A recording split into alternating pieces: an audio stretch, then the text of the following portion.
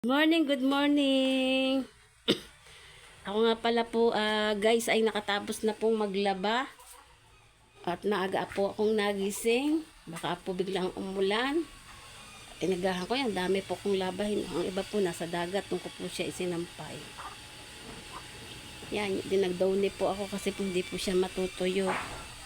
Yan, pinagdownyhan ko. Yan po mga natitirang pinagdownyhan po yan. Pinupunas ko po doon sa loob ng bahay namin. Ang lakas po dito kahapon ng ulan. Baha po dito sa daan dito. So guys, good morning.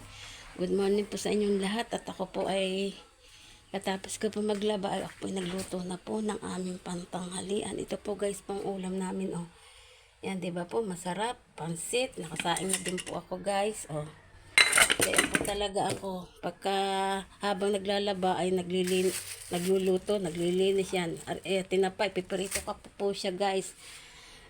Nakalinis na po ako guys ng aming bahay. Diba po, malinis na. Oh. Yan, ganito talaga po ako pagka po walang magawa. Linis na lang po ako dito sa loob ng bahay namin. Ito po yung kwarto ko. Yan, dito po ako natutulog pag minsan po dito sa labas kasi po nanonood po ako ng TV. Dito naman po yung kwarto ng anak ko. Bili ko po paparoon. Yan, kwarto po yan ng anak ko. Yan. Yan, kwarto po yan. May liko pa po. Liliko pa po doon. Madilim po, oh.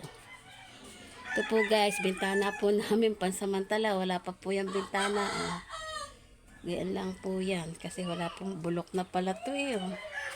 Kasi po, bulok na po to. Wala pong pambili pa ng hollow block. Kaya ito, hollow block. Putol-putol yan. Kalawang na po guys. Oh. Butas-butas na po siya. Wala pa po guys ay budget. Yan. At ako ay nag-vlog ng kaunting oras. Tsaka po pala guys po, ito po ay inipon po ng asawa kong panambak po. Yan.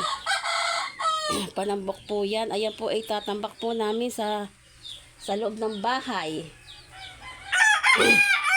Lalagay po uli yan dito. Yan, tatambakan po yan. Yan, dito ko na lang po tinatapos po ang aking vlog na kaunting oras. Hanggang dito na lang po ang aking pong vlog. Bye-bye.